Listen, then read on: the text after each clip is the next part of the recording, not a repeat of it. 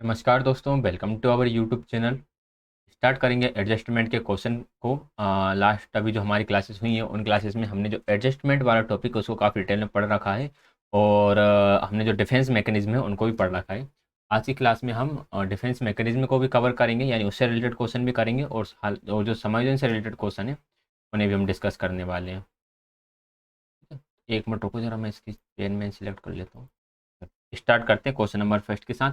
और question practice बहुत ज़्यादा ज़रूरी है, सारे ही क्वेश्चन इंपॉर्टेंट है आपके एग्जाम्स के लिए, क्योंकि टॉपिक को पढ़ने के बाद एक क्वेश्चंस प्रैक्टिस बहुत ज़्यादा ज़रूरी होती है। तो उसी से हमें पता चलेगा कि हमने जो पढ़ा वो हमें कितना याद है और कितना याद नहीं है।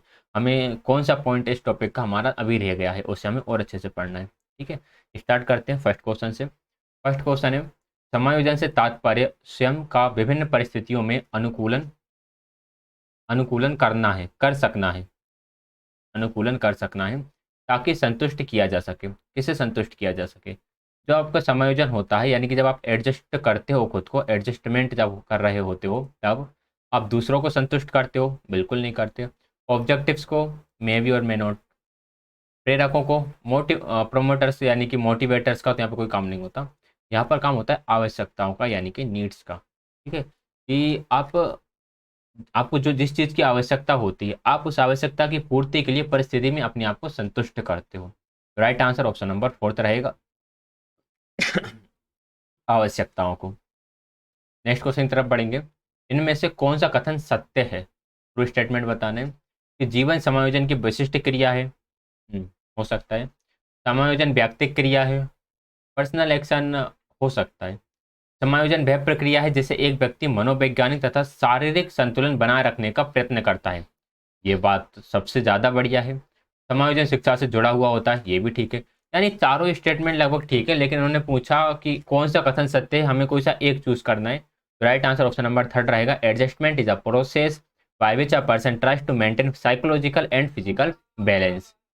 ये तीनों स्टेटमेंट यहाँ पर गलत हो जाएंगे। इस तरह से आंसर करना होता है। तो right answer option number fourth रहेगा।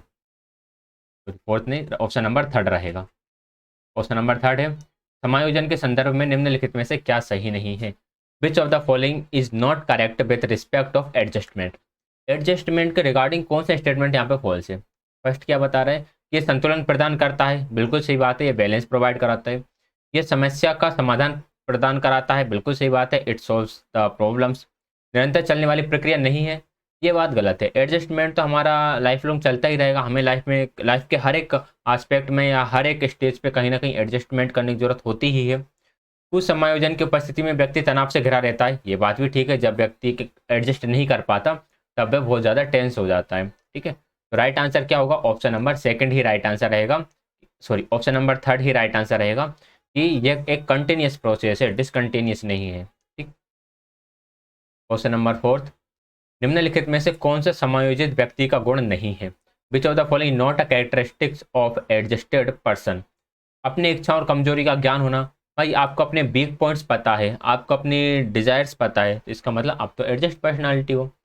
अपने आप को और दूसरों को सम्मान देना, ये बात भी बिल्कुल ठीक है। आप रिस्पेक्ट करते हो, खुद की भी रिस्पेक्ट करते हो और दूसरों की भी रिस्पेक्ट करते हो।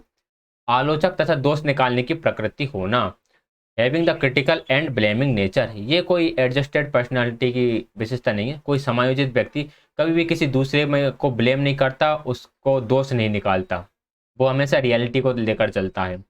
हालातों से संघर्ष करने की क्षमता, बिल्कुल सही बात है। कुप विथ सिचुएशन, ये भी एडजस्टेड पर्सनल की कैरेक्टरिस्टिक्स हो जाती है। तो right answer option number third रहेगा कि आलोचक और दोष निकालने की प्रकृति होना।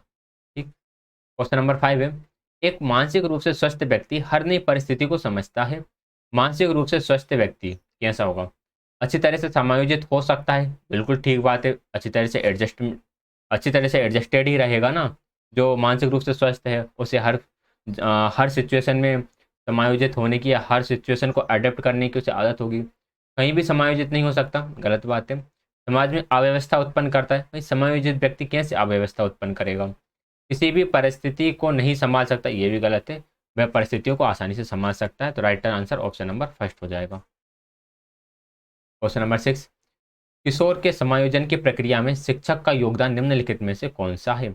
Which one of the following is the contribution of the teacher in the process of adjustment of of the adolescent. जब बच्चा किशोर अवस्था में होगा तब भाई उसका समायोजन करना है, तो शिक्षक किस तरह से उसे हेल्प करने वाला है। कमजोरियों का ज्ञान ना कराना, बच्चों को आप बताओ ही ना क्या तुम्हारे अंदर क्या वीक पॉइंट है, तो ऐसे तो नहीं होगा काम। बच्चों को पता तो हो कि यार ये वीक पॉइंट है, इस पर मुझे काम करना है। बच्चा किशोर अवस्था में है, बाल्य अवस्था का बच्चा होता है, या शेष अवस्था का बच्चा होता है, तब हम उसे कोई वीक पॉइंट नहीं मानते। तब हम बोलते हैं कि यार तुम ही बेस्ट हो, तुम सब कुछ कर सकते हो। लेकिन अब बच्चा किशोर अवस्था में, अब उसे पता तो हो मुझे मेहनत मेरे किस पहलू पे करना है। मूलभूत आवश्यकताओं की पूर्ति ना करना, भाई आप करोगे, बेसिक नीड्स तो उसकी पूरी करोगे ही। आकांक्षा का उचित स्तर तय करना, बिल्कुल ठीक है। एस्पिरेशंस का आप एक लेवल डिसाइड करोगे, यार बच्चे का लेवल ये है तो इस लेवल की इससे एस्पिरेशंस हम रख सकते हैं, ठीक, इस लेवल की आकांक्षाएं रख सकते हैं। समस्या समाधान ना कराना, ये भी गलत है। Not solving the problem, problem को सोल्यूशन तो प्रोवाइड कराना ही है। तो राइट आंसर क्या हुआ, option number third right answer हुआ, ठीक। क्वेश्चन नंबर 7 है, निम्नलिखित में से कौन सा तरीका प्रत्यक्ष समायोजन का है। Which of the following is a method of direct adjustment. Direct adjustment की कौन सी मेथड होगी। प्रक्षेपण, दमन, प्रतिगमन या लक्ष्यों का प्रतिस्थापन। प्रोजेक्शन, डिप्रेशन, रिग्रेशन या फिर रिप्लेसमेंट ऑफ गोल। देखिए हमने दो तरह की मेथड पढ़ी थी, एक हमने पढ़ी थी डायरेक्ट मेथड और एक पढ़ी थी हमने इनडायरेक्ट मेथड। डायरेक्ट मेथड हमने पहले डायरेक्ट मेथड को पढ़ा था, इसमें 4 से 5 होती हैं, और फिर एक इनडायरेक्ट मेथड पढ़ा। तो जो लक्ष्य का प्रतिस्थापन होता है, बाधाओं को दूर करना, लक्ष्य का प्रतिस्थापन हो गया, बाधाओं को हटाना हो गया, राइट डिसीजन चूज करना हो गया, जो जो तरीका होता है, तरीका बदलना, ये सारी होती है प्रत्यक्ष विधि, जिन्हें आप डायरेक्टली फॉलो करते हो। भाई आपका गोल था पहले DSSS भी करना, DSSS भी आप करे जा रहे हो, करे जा रहे हो, नहीं निकल रहा, तो फिर आप यूपी टेट की तरफ चलेगा, चलो यूपी टेट निकाल लेते, कहीं का नहीं निकल रहा, कुछ लोग SSC की तरफ चलेगा, कुछ रेलवे की तरफ चलेगा, कुछ PSC की तरफ चलेगा। तो ये क्या हुआ, ये आपने डायरेक्ट समायोजन करा, ठीक। और जो projection, repression, regression, rationalisation, day dreaming और ये जितनी भी इस तरह की होती हैं, ये सारी होती हैं अप्रत्यक्ष विधि, इनडायरेक्ट मेथड। इसमें आप डायरेक्टली इन्वॉल्व नहीं होते, ये आपके अचेतन मन का काम होता है, और ये आप चेतन रूप से करते हो, कॉन्शियसली कर रहे होते हो। तो लक्ष्यों का प्रतिस्थापन जो है वो एक प्रत्यक्ष विधि का उदाहरण है, प्रत्यक्ष रूप से समायोजन का उदाहरण है, ठीक। क्वेश्चन नंबर 8 है, समायोजन नहीं कर पाने से क्या उत्पन्न होता है। कुंठा, तनाव, द्वंद्व या सभी। फ्रस्ट्रेशन, टेंशन, कॉन्फ्लिक्ट्स, ऑल, यानी कि सभी उत्पन्न हो जाते हैं।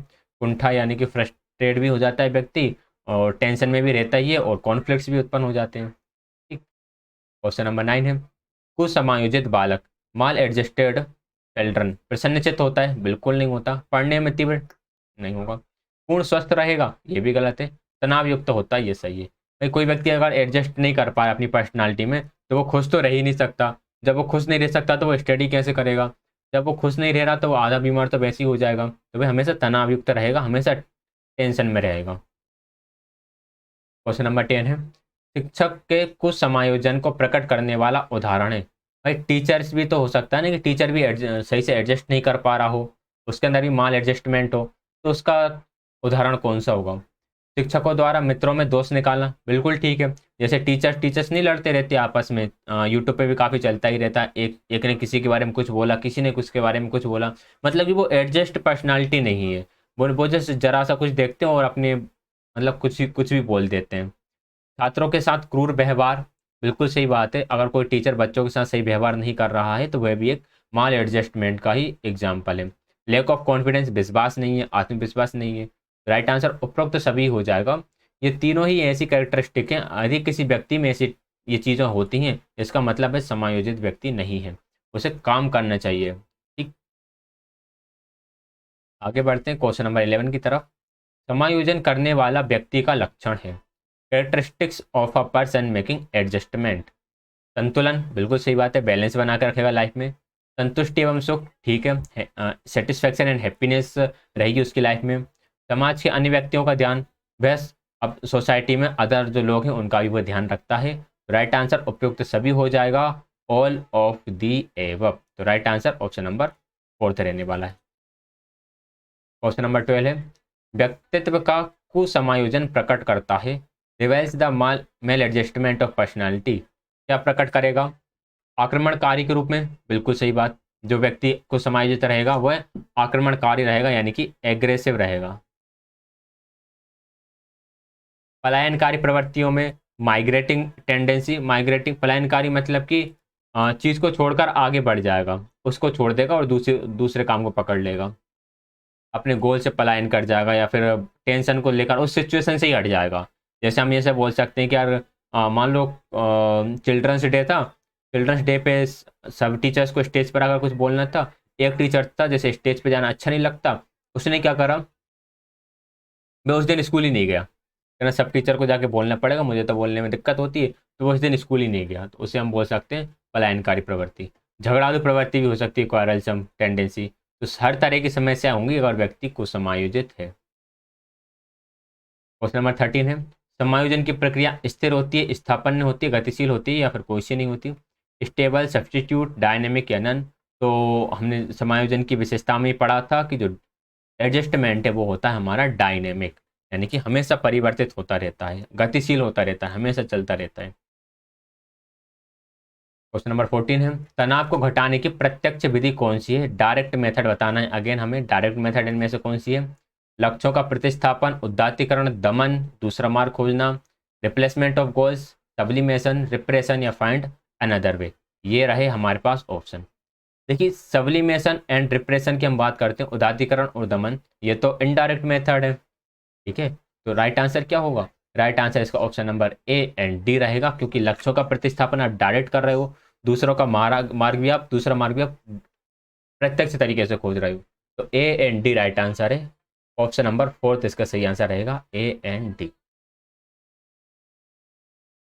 क्वेश्चन नंबर 15, व्यक्तित्व समायोजन की अप्रत्यक्ष विधि कौन सी है। अब अप्रत्यक्ष विधि पूछ ली यहाँ पर, बाधाओं को हटाना, रिमूव ऑब्स्टेकल्स, युक्तिकरण यानी कि रेशनलाइजेशन, प्रतिक्रिया निर्माण यानी कि रिएक्शन फॉर्मेशन। तो वही बाधाओं को हटाना जो रहेगा वो तो हमारी डायरेक्ट मेथड हो गई, और ये दोनों ही हमारी इनडायरेक्ट मेथड है।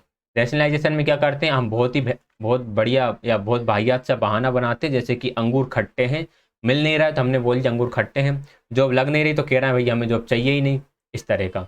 प्रतिक्रिया निर्माण, रिएक्शन फॉर्मेशन, हमने भाई कोई गलत काम करा, उसको उसकी आड़ में हम कुछ अच्छा काम कर रहे हैं ताकि लोग हमारे उस काम को भूल जाएं और हमें अच्छा माने, ठीक है। जैसे पॉलिटिशियंस से करते हैं, जेल वेल भी चले जाते हैं, बाहर आके ऐसा दिखावा करेंगे कि हम ये हैं वो हैं, दुनिया भर की चीज़ें, और फिर हम उन्हें अच्छा मानने लगेंगे। तो ये सब आता है आपका रिएक्शन फॉर्मेशन में। 16 है, निम्नलिखित में से कौन सी तनाव कम करने की प्रत्यक्ष विधि नहीं है। प्रत्यक्ष विधि नहीं है मतलब कि हमें अप्रत्यक्ष विधि बताना है, अप्रत्यक्ष विधि कौन सी रहेगी, नॉट अ डायरेक्ट मेथड। प्रतिक्रियाओं का निर्माण, रिएक्शन फॉर्मेशन, ये इनडायरेक्ट मेथड है। बाधाओं को हटाना, रिमूविंग ऑब्स्टेकल्स, ये हमारी इनडायरेक्ट मेथड है। निर्णय लेना, डिसीजन, सॉरी क्या बोल दिया था मैंने, प्रतिक्रिया निर्माण इनडायरेक्ट मेथड है जो कि हमारा अनकॉन्शियस माइंड करता है। बाधाओं को हटाना, आप देखकर बाधाओं को हटाते हो, ये आपकी डायरेक्ट मेथड के अंदर आएगा। निर्णय डायरेक्ट मेथड है। लक्ष्य प्रतिस्थापन, ये भी डायरेक्ट मेथड है। ये तीनों ही हमारी डायरेक्ट मेथड होंगी। प्रतिक्रिया निर्माण, रिएक्शन फॉर्मेशन इनडायरेक्ट मेथड है, जैसे कि मैंने अभी पॉलिटिशियंस का एग्जाम्पल लेकर आपको बताया था, ठीक। क्वेश्चन नंबर 17, ये अच्छा क्वेश्चन है। एक 8 वर्षीय बालक अपने छोटे भाई की तरह घुटने पर चलता है, यह उदाहरण है। 8 साल का हो गया लेकिन अब वो छोटे भाई की तरह घुटने पर चल रहा है, ठीक है। ये किसका एग्जाम्पल रहेगा, प्रतिगमन, युक्तिकरण, दमन, क्षतिपूर्ति, रिग्रेशन, रेशनलाइजेशन, रिप्रेशन या फिर कंपनसेशन। देखिए कंपनसेशन यानी क्षतिपूर्ति में क्या होता है, क्षतिपूर्ति में व्यक्ति अपनी एक अयोग्यता को दबाने के लिए किसी दूसरी दूसरी फील्ड में मास्टरी हासिल कर लेता है। अगर कोई विकलांग बच्चा है तो वह पढ़ने में अपना अच्छा प्रदर्शन करेगा। दमन में क्या करते हो, आपके अंदर जो भावनाएं उठती हैं आप उन्हें दबा देते हो अगर आप उन्हें प्रदर्शित नहीं कर पा रहे तो। युक्तिकरण में वही अंगूर खट्टे वाला क्या होता है, एग्जाम्पल होता है। प्रतिगमन में आप छोटे बच्चों की तरह बिहेव करते हो। तो 8 साल का बच्चा अपने छोटे भाई की तरह चल रहा है तो वह प्रतिगमन में है, यानी कि रिग्रेशन में है। प्रतिगमन मतलब होता है पूर्वी की तरफ लौटना, प्रति मतलब पूर्व और गमन मतलब जा रहे हो, तो पूर्वी की तरफ लौटना, पूर्व अवस्था की तरफ लौटना प्रतिगमन होता है। जैसे हम याद रख सकते हैं कि जब कोई बड़ा व्यक्ति छोटों की तरह व्यवहार करता है तो वह प्रतिगमन में है, ठीक। क्वेश्चन नंबर 18, एक वयस्क का कठिन परिस्थितियों में बच्चों की तरह रोना किस प्रकार की प्रतिरक्षण प्रणाली है। फिर वही वयस्क व्यक्ति क्या कर रहा है, बच्चे की तरह रो रहा है, तो वह प्रतिगमन में है यानी कि रिग्रेशन में है। क्वेश्चन नंबर 19 है, एक विकलांग बालक अत्यधिक परिश्रम करके कक्षा में प्रथम आने का प्रयास करता है, यह किस प्रतिरक्षक प्रणाली के अंतर्गत आता है? बालक कैसा है, विकलांग है, लेकिन वह परिश्रम करके कक्षा में फर्स्ट आना चाहता है। ठीक है, हैंडीकैप्ड चिल्ड्रन मेहनत करता है कि वह क्लास में क्या जाए, फर्स्ट आ जाए। वह कौन सी प्रणाली रहेगी? ये रहती है आपकी कंपनसेशन यानी कि क्षतिपूर्ति। इनके बारे में मैंने बता ही चुका हूँ ये क्या क्या है। क्वेश्चन नंबर 20 है, किसी व्यक्ति द्वारा अपने अस्तित्व को भूलकर किसी दूसरे व्यक्ति को गुणों एवं अवगुणों का अनुकरण करना क्या कहलाता है? जब आप अपने आप को किसी दूसरे व्यक्ति के साथ अटैच करते हो, किसी फेमस पर्सनालिटी के साथ अटैच करते हो ताकि आप भी उसी की तरह प्रसिद्ध हो, तो यह क्या कहलाता है? यह कहलाता है हमारा तदात्मीकरण, जिसे हम बोलते हैं आइडेंटिफिकेशन। बाकी तीनों को हम डिस्कस कर ही चुके हैं। अच्छा, प्रोजेक्शन रह गया था। प्रोजेक्शन में आप अपनी गलती क्या करते हो, किसी दूसरे पर थोप देते हो। ठीक है, देखो एक प्रोजेक्शन और एक डिस्प्लेसमेंट में कई बार लोगों को डाउट हो जाता है। प्रोजेक्शन में आप क्या करते हो, ग्लास यहाँ रखा, ग्लास आपसे टूट गया, तो आपने उस व्यक्ति पर ब्लेम लगाया जिसने ग्लास वहां पे रखा, तो ये हुआ प्रोजेक्शन। डिस्प्लेसमेंट क्या होता है, आप घर पर आपको बॉस ने डांटा और घर पर आके आपने अपने बच्चों को डांटा, तो ये क्या हुआ, ये डिस्प्लेसमेंट हो गया। हालांकि अगर बॉस आपको डांट रहा है और आपको गुस्सा आ रहा है तो आपको बॉस को डांटना चाहिए, लेकिन वो काम आप कहाँ कर रहे हो, घर आकर बच्चों पर कर रहे हो। इसे हम बोलते हैं क्या, डिस्प्लेसमेंट। ठीक है, और प्रोजेक्शन क्या था, आप ब्लेम कर देते हो किसी दूसरे को कि ये काम इसने करा है। ठीक, और रेशनलाइजेशन क्या होता है, युक्तिकरण। आप बहाना बना देते हो कि यार मैं फेल हो गया ना, किस वजह से फेल हो गया, क्योंकि किस वजह से, पेपर आउट ऑफ सिलेबस था इस वजह से। ऐसे कुछ बहाने बना देती हो आप। क्वेश्चन नंबर 21, नहीं पेपर आउट ऑफ सिलेबस ये तो आपका प्रोजेक्शन में जाएगा। उसमें रेशनलाइजेशन में वो आएगा अंगूर खट्टे वाला एग्जाम्पल। अगर आपको चीज़ नहीं मिलती तो आप बोलते हो अंगूर खट्टे, जॉब नहीं मिलती तो हम बोल देते हैं जॉब हमें चाहिए ही नहीं। ठीक है, क्वेश्चन नंबर 21 है, ऐसी सुरक्षा प्रक्रिया जिसके अंतर्गत कोई व्यक्ति अपने विचारों एवं क्रियाओं को दूसरे व्यक्तियों के अनुरूप बनाने का प्रयास करता है।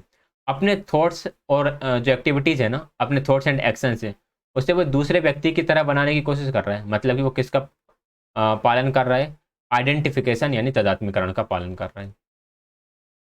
22 है, रीता सेकंड ग्रेड अध्यापक परीक्षा देती है और असफल हो जाती है। भाई सेकंड ग्रेड का पेपर दिया और असफल हो गए। मैं आपसे क्या बोल रही है कि मैं अध्यापिका बनना ही नहीं चाहती। क्या कह रही है, I don't want to be a teacher. एक तो फेल हो गए और फेल होने के बाद बनना तो चाहता ही है, कोई भी गवर्नमेंट जॉब कौन छोड़ना चाहता है, लेकिन अपने आप को समायोजित करने के लिए क्या बोल देती है कि मैं तो अध्यापिका बनना ही नहीं चाहती, ताकि उसके माइंड पर किसी तरह का प्रेशर ना आए। जैसे ही हम बोलते हैं क्या, इसे हम बोलते हैं युक्तिकरण यानी रेशनलाइजेशन। क्लियर है बात? क्वेश्चन नंबर 23, निम्नलिखित में से कौन सा मेल सही नहीं है? अंतर्मुखी अपने में ही रहना, बिल्कुल सही बात है, इंट्रोवर्ट अपने आप में ही रहता है। प्रोजेक्शन यानी कि प्रक्षेपण, अपनी गलती दूसरों पर थोपना, ये भी ठीक है। युक्तिकरण, अपना गुस्सा दूसरों पर उतारना, ये तो होता है आपका विस्थापन। इससे हम क्या बोलते हैं, डिस्प्लेसमेंट। ठीक है, regression, returning to old habits यानी कि पुरानी आदतों पर लौटना, ठीक है, या पुरानी अवस्था पर लौटना भी हम बोल सकते हैं। राइट आंसर ऑप्शन नंबर 3 रहेगा। ये वाला गलत था, ये विस्थापन में होता है, यहाँ पे युक्तिकरण दिया हुआ था।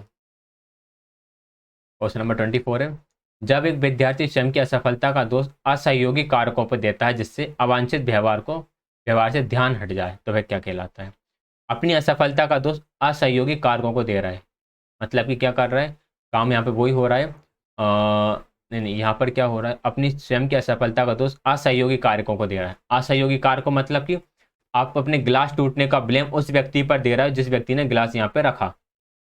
हालांकि आपके हाथ लगने से टूटा, रोज टेबल पे गिलास रखा था, लेकिन आप उस व्यक्ति को ब्लेम कर रहे हो, तो ये कहलाता है आपका प्रक्षेपण यानी कि प्रोजेक्शन। तो राइट आंसर क्या होगा, ऑप्शन नंबर 4 रहेगा। क्वेश्चन नंबर 25, एक छात्र जो कक्षा में अपने अध्यापक की डांट सुनकर घर आकर अपने छोटे भाई को डांट रहा है, क्या करा, अध्यापक या अध्यापिका है, अध्यापिका ने क्या करा, इस बच्चे को डांटा, और ये घर आया और घर आकर ये एक कोई छोटा बच्चा होगा, ये अपने छोटे भाई को डांट रहा है, तो ये इसे हम क्या बोलेंगे, इसे हम बोलेंगे विस्थापन यानी कि डिस्प्लेसमेंट। ठीक, इसका आंसर यहाँ पर 4 लिखा हुआ है, इसे सही कर लेना। इसका आंसर 4th नहीं होगा, इसका आंसर होगा ऑप्शन नंबर 3rd। 26 है, निम्न में से कौन सा व्यवहार भावनात्मक बाधा को प्रदर्शित करता है? भावनात्मक क्या बोलते हैं, भावनात्मक बाधा यानी कि इमोशनल बैरियर। आप इमोशनल रूप से सही नहीं हो, तो इसका मतलब आप कैसे रहोगे? आपके अंदर आक्रामकता रहेगी, एगरनेस रहेगा, एंड मित्रों से अच्छा व्यवहार तो आप करोगे ही नहीं, अध्ययन में रुचि भी नहीं रहेगी, एंड असंतुलित संवेग रहेगा।